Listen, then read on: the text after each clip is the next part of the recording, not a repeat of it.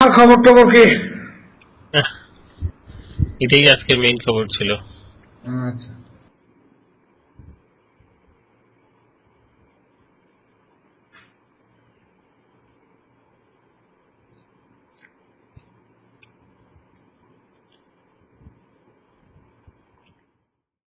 রায়হানের কোনো খবর টবর আছে? হ্যাঁ, রাহাত খুবই অ্যাক্টিভ এখন। সে তার যে কাজগুলো করে, ওয়েবের কাজগুলো করে, সে একটা পর একটা দেখা দিচ্ছে। কালকে আমরা এটা কথা বললাম এই ফ্রেমওয়ার্কটা নিয়েও, ইন কেস এর চার্জটা দিতে হয়। সাইডির কথাটা ফ্রেমওয়ার্ক কি আসবে না আসবে একটা রাফ স্কেচ তৈরি করা হয়েছে আর কি, যে স্ট্রাকচারটা কি হতে পারে। হয়তো কালকে আপনারা আমি স্ট্রাকচারটা পাঠাবো জাস্ট মানে দেখার জন্য। এটাকে আমরা রিয়েলি এটা যেন এই স্ট্রাকচারটা এমন ভাবে করা দরকার আমাদের, এটা খুব বেশি কষ্ট হবে না, কিন্তু এমন করতে হবে যেটা আমাদের দেশের কিছুটুকু থাকে, কিন্তু এটার স্ট্যান্ডার্ডটা মানে অন্যেরা যেন এটা ফিল করে। আমাদের মেইন টার্গেট যদিও মানে ডিসিশনের ক্ষেত্রে মেইন টার্গেট হচ্ছে বাংলাদেশের মানুষ, কিন্তু এটার যে ক্রিটিক্যাল অ্যাঙ্গেলে যেটা দেখবে সেটা কিন্তু বাংলাদেশের মানুষ ওইভাবে দেখবে না। হ্যাঁ, তো এই জাজমেন্টটা কিভাবে ওয়ার্ডেড হচ্ছে, কিভাবে স্ট্রাকচার হয়েছে, কিভাবে হ্যাঁ, ফ্রেম সেটা তো ঠিক। হয়েছে, এই জিনিসগুলো কিন্তু আমাদের লোকেরা বেশি দেখবে না। আমাদের লোকেরা দেখবে যে আপনার কনক্লুশনটা কি হয়েছে, হ্যাঁ, বড় বড় ফ্যাক্ট গুলা কি হয়েছে। কিন্তু যারা আসলে এই জিনিসটা ক্রিটিক্যালি দেখবে এবং রেফার করবে এবং পরবর্তীকালে এটাকে আন্ডারমাইন করার চেষ্টা করতে পারে, এবং সেইটা না করার জন্য এটাকে ফরম্যাটের দিক থেকে এইটা এটাকে ওই ওই স্ট্যান্ডার্ডে নিয়ে আসতে হবে আমাদেরকে। ওই স্ট্রাকচারটা যদি we get the structure right, তাহলে আমরা মনে করি যে এটা বাকিগুলো পাওয়া যাবে আর কি। যেমন এই যে আমি যে বলতেছিলাম যে আমি ইটালিয়ান যে অর্গানাইজেশনের সাথে মিট করলাম, কথা বললাম, তারা আসলে অ্যাপ্রিসিয়েট করছে আপনার এই অর্ডারটা, রিকুইজারের অর্ডারটা, কিন্তু তারপরেও তারা তাদের ফিলিংটা হচ্ছে যে এখানে আজকে মনে হয়েছে যে একটু হার্শ আর কি। কিন্তু মানে এটা যে একটা well drafted, well written, well একটা কিছু, এইটা এটা তারা অ্যাপ্রিসিয়েট করছে। তারা ইকুয়ালি অ্যাপ্রিসিয়েট করছে মালুম ভাইয়ের ইউরোপিয়ান পার্লামেন্টের প্রেজেন্টেশনটা, যে কারণে তারা মালুম ভাইরে আনতে চাচ্ছে। আমি বললাম যে না, ওনাকে না নিয়ে এসে অন্য কাউকে আনতে হবে আর কি। তো তো সেই আলোচনা এখনো চলতেছে। ওরা ওরা হলো ওইটা দেখে আগে আর কি, হ্যাঁ, ওদের যে যেটা তৈরি হচ্ছে, যে টেক্সটটা তৈরি হয়েছে সেটা ঠিক, মানে ওদের ইট লুকস রাইট। ওইখানেও আমাদের ওই ওই লুকস রাইটও দিতে হবে। আর যেহেতু যদি ইন কেস প্রথম কেসটা যদি সাইজেরই হয় আর কি, বা যে কোনো কেসই হোক না কেন, এই দুটা ডাজন্ট ম্যাটার। আপনার ওই আমার মনে হচ্ছে যে এটা একটা অপরচুনিটি যে আপনার আহ, কিছু রেফারেন্স দিতে হবে যে এই প্রসেসটার শুরুটা কিভাবে হয়েছে আর কি, হ্যাঁ, সে তো বটেই। এবং এবং কি কি প্রবলেমের ভিতর দিয়ে গেছে আর কি, মানে ওই হ্যাঁ, সেন্সে ইন্টারনাল এন্ড এক্সটার্নাল, যে আউটসাইড যে প্রবলেম গুলা বা লার্নিং প্রসেসটা কি ছিল। সো ইটস কাইন্ড অফ মানে ফার্স্ট কেসে এটা থাকবে আর কি। হ্যাঁ, বাকি হ্যাঁ, সেটাই কেসগুলোতে সেটাই। এটা থাকবে, কিন্তু ফার্স্ট কেসে এটা দিতে হবে যে এটা কোত্থেকে আমরা শুরু করলাম, এন্ড দেন আমরা কিভাবে শেপ করেছি, রুলস অফ প্রসিডিওর আমরা কি করলাম, কেন করলাম, মানে এই সামারি হলো এটা, কিন্তু এটা করলাম। সো দ্যাট এটা এটা হচ্ছে যে আপনার ইতিহাসটাকে তুলে ধরা এবং আপনাদের কথা বলাটা, তেমন তো কখনো সুযোগ পায় না কথা বলার। তো judgment is the only way, or order is the only way the tribunal speaks. So এই জিনিসটাকে এই করে টোরে এটাকে একটা সুন্দর স্ট্রাকচারের ভিতরে এনে, এটাকে স্ট্রাকচার টানলে লেখাটা হয়ে যাবে। এটা করতে পারলে, এটা করাটাই আমাদের মেইন উদ্দেশ্য হ্যাঁ, একেবারে। সেটাই সেটাই। সো দ্যাট এটা আমরা সেল করতে পারবো ইজিলি। এটা ওদের যে চিন্তা ভাবনা, ওরা যে জাজমেন্ট গুলো পড়ে, একেবারে দেখা যাবে কি ওই জাজমেন্টের সাথে অলমোস্ট খাপে খাপে মিলে যাচ্ছে আর কি, যে ঠিক আছে এরাও তো ঠিকই একই স্ট্রাকচার ফলো করছে আর কি। কিন্তু আমরা যে ওই বাংলাদেশের যে ট্রেডিশনাল ওয়েতে ফলো করি সেই হিসাবে এটা যাওয়া যাবে না, কারণ এই কেসটা সেই কেসগুলো না আর কি।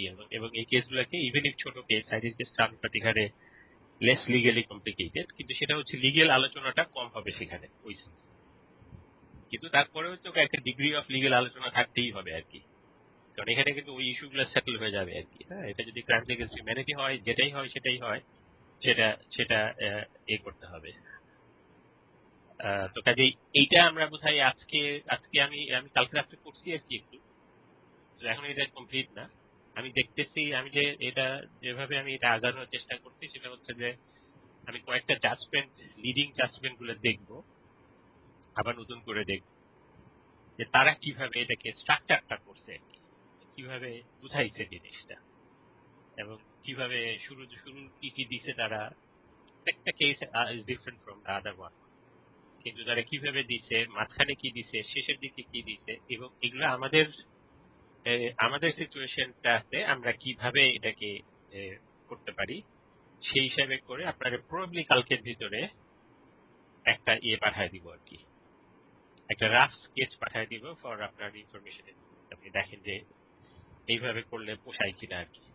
তারপরে এর ভিতরে বডিতে মানে কি দেয়া হবে না হবে, বা কতটুকু লেখা হবে, বা কত ডিপে যাওয়া হবে, কত এক্সটেন্সে যাওয়া হবে, কত অ্যানালিটিক্যাল হবে, সেগুলো হচ্ছে পরে আসবে আর কি। এটা হচ্ছে রাফলি স্পিকিং হেডলাইন এবং সাব হেডিং গুলা কি হবে, কোন কোন ইস্যু গুলা কভার করা যেতে পারে। এরপরে তো আরো ডেফিনেটলি মানে কাজ যখন করবেন তখন দেখা গেল কি যে আরো অনেক রকম ইস্যু আসবে যেটা মনে পড়ে যাবে তখন আর কি।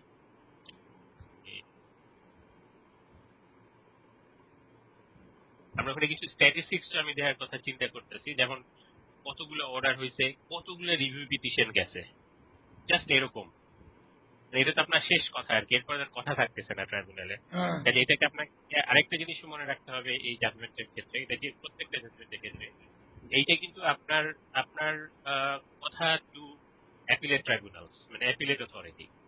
মানে এই জাজমেন্টে পড়লে অ্যাপিলেট ট্রাইব্যুনালের যে প্রশ্ন আসতে পারে সেটারও উত্তর কিন্তু এই ট্রাইব্যুনালে থাকতে হচ্ছে। অর্থাৎ এই যে যেসব ইস্যুগুলো আসছে সেই ইস্যুগুলা যেগুলো চ্যালেঞ্জ করা হয়েছে, হ্যাঁ, নাম্বার অফ মেজর চ্যালেঞ্জেস, সেগুলোর উপরে ছোট ছোট করে আলোচনা করে যে কেন এটাকে ডিল করা হয়েছে আর কি। যদিও এটা ডিটেল আলোচনা কিন্তু এতে আছে, রেলিভেন্ট অর্ডারে আছে, কিন্তু এইটা পড়লে যেন বোঝা যায়, এবং অ্যাপিলেট জাজেসরা যেন এটলিস্ট এই জাজমেন্টটা যদি পড়েন তাহলে যেন বুঝেন যে আসলে এই ট্রাইব্যুনাল চিন্তা কি করছিল আর কি। প্রত্যেকটা অর্ডারের পিছনে ট্রাইব্যুনালের কি চিন্তা ছিল, এবং কি রেশনাল বা কি যুক্তি ট্রাইব্যুনাল ব্যবহার করেছে, এবং সেইটা কতটুকু লজিক্যাল। মানে এটা ট্রাইব্যুনাল এই অর্ডারের ভিতরে এইটা মানে জাজমেন্ট এটাও বলে দিতে হবে যে এটা হাউ লজিক্যাল রেশনাল ইট ওয়াজ, আমরা কি কি বিবেচনা করি এইটা নিয়েছি এবং কেন নিয়েছি আমরা।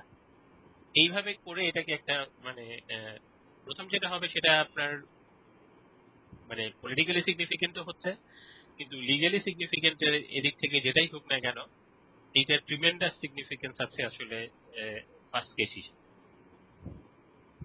তো এটা যেটাই হোক না কেন, বাট এটা একটু সময় লাগবে আর কি। মানে এইখানে হচ্ছে আমাদের যে মেজর কনসার্নটা হচ্ছে যে ওনারা যে চাপ দিতেছে এটা আমরা এটা এটা রিয়েলি আপনারা ওনাদের সাথে আর বিভিন্ন ভাবে এটা আমাদেরকে যোগাযোগ করতে হবে বা বলে দিতে হবে, বিকজ দিস ইজ সামথিং এইভাবে হাত পা টাইট করে দেওয়াটা ঠিক না। কারণ আপনি যদি এই যে যেটা চিন্তা করা হচ্ছে এটা যদি করতে হয়, এইটা কিন্তু আপনি তো ফিল করতেছেন যে এটা কয়েকশো পাতার জিনিস হয়ে যাবে। এই কয়েকশো পাতার জিনিস হলে এটা আপনি 7 দিনের ভিতরে নামাই দিবেন কেমনে করে? প্রশ্নই ওঠে না। এটা কোনো কথা হইলো? এই সমস্ত ডকুমেন্টকে কম্পেয়ার করে সমস্ত ডকুমেন্টকে দেখে শুনে এটা তো আর মানে এটা ট্রাইব্যুনালের ব্যাপার, এটা হচ্ছে ফার্স্ট জাজমেন্টের ব্যাপার, এটা হলো জাজমেন্টের ব্যাপার, যেটা অ্যাপিলে যাবে ওনাদের কনসিডারেশনের সাথে। এটা আমাদেরকে কোনো অবস্থাতেই ওনাদের টাইম ফ্রেমের সাথে এইটা হবে না, বাট এটা অর্থাৎ এই নয় যে এটাকে দেরি করা হবে। এই জন্য কাজটা এখন থেকে শুরু করে দেওয়া হচ্ছে। কিন্তু একটা স্ট্রাকচার যদি আমরা করে ফেলতে পারি, আমি মনে করি যে বাকিগুলা সবগুলাকেই ওই ওই হ্যাঁ, সে তো বলছে অনেক এদিক আগানো যাবে তাহলে। এদিক সেদিক কুইরা ফিটিং করানো যাবে আর কি। এখান এটা থেকে আরেকটা কেসে দেখা গেল কি হয়তো আরো কিছু দিতে হচ্ছে বা কিছু কমায় দিতে হইতেছে। তো এটা আমরা অলমোস্ট চার্জের যেভাবে একটা করছিলাম না, আমাদের টেমপ্লেট যেরকম করছিলাম হ্যাঁ, আর হ্যাঁ, কি হ্যাঁ। চার্জের ক্ষেত্রে, ঠিক ওই চার্জের ক্ষেত্রে টেমপ্লেট যেভাবে এই মোটামুটি ওই একই টেমপ্লেট, মানে ওই রকম একটা কিছু আগে একটা তৈরি করা, তারপরে হলো যে এটাকে করা। ওটা ওটা ওটা ইফেক্টিভলি কাজ করছে আর কি। আর ওনাদের ওই ওই চাপটা আমাদেরকে সহ্য করতে হবে, কিভাবে করব উই ডোন্ট নো, বাট ওইটা তাদেরকে বুঝাইতে হবে যে ওইভাবে এটা এটা এরকম মানে একটা না প্রোডাক্ট, মানে না প্রোডাক্ট না, যে যেটা জাস্ট আপনি কইলেন আর মেশিন যায় বের হয়ে গেল আর কি। আর এগুলো ওনাদের বোঝার মতো অবস্থা নাই আর কি। তারপরে বুঝাইতে হবে, তারপরে ওনাদের সাথেই তো কথা বলতে হবে। আমরা যতই মানে রায়হান আমাকে এবারে খুব জোরে সোরে বলছে যে আপনি এলএম এর সাথে মানে এ করে আসবেন, লাভ হোক আর না হোক, কিন্তু আমরা তো আসলে নাই তো কেউ আর।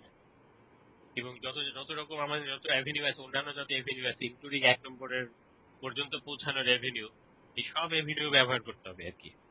এবং বুঝাইতে হবে আসলে যে রিয়ালিটিটা কি। ওই ওই মানে শুধুমাত্র উইকেন্ডে আইসা কনফারেন্সে গিয়া বা সেমিনারে গিয়ে একটা বলে দিল আর কি, ওইটা হবে না।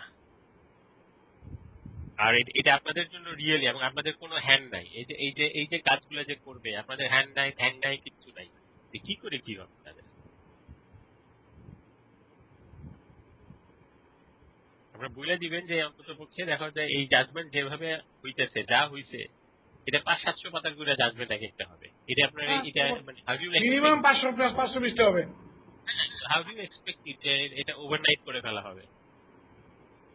আপনি যদি আমার অর্ডারটা দিতেন, আমি অর্ডার পোর্শনটা করে দিয়ে আমি পরে জাজমেন্টটা লিখে দিতাম শান্তি মতো করে। ওইটা ওইটা ওইটা বোধহয় শাহিন সাহেবদের সাথে আলোচনা করে এটা করছে, বুঝছেন? এই যে আইনের এই পরিবর্তনটা, কারণ ওনারা গিয়ে বলছে যে আমরা করে দিব আর কি, দেখেন যে মানে কোনো অসুবিধা নেই, আমরা একসাথে সবই দিতে পারবো, যখন অর্ডার দিব তখন এই জাজমেন্টটা দিয়ে দিতে পারবো। কিছু একটা হয়েছে, মানে এটা তো আপনাদের কাছ থেকেও আসে নাই। না, তো এটা একমাত্র আমার সন্দেহ হচ্ছে ওইটা ওইখান থেকে আসছে। দেখিয়েছি। তাই আর কি।